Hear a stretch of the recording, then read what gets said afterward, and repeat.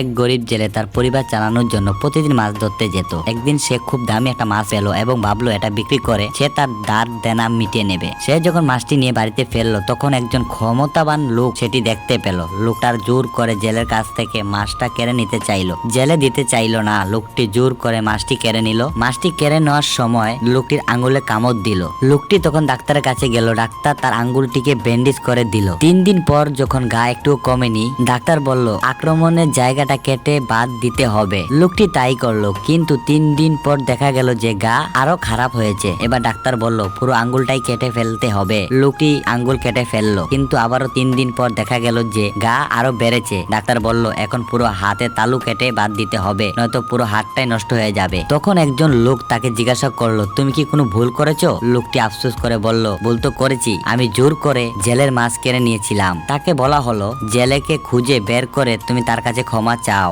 লোকটি জেলেকে খুঁজে পেয়ে তার পায়ে পড়ে ক্ষমা চাইলো এবং জিজ্ঞাসা করলো তুমি আমার কি ক্ষতি করেছো? জেলে বলল আমি কিছুই করিনি, আমি শুধু উপরওয়ালার কাছে বলেছিলাম এই আমাকে নিজের জোর দেখালো, তুমি একে তোমার শক্তি দেখাও। এই গল্পটি শুনে আমরা শিক্ষা পেলাম নিজের খারাপ কাজে ফল সবসময় নিজেকেই ভোগ করতে হয়। যেমন কাজ করবেন তেমনই ফল পাবেন।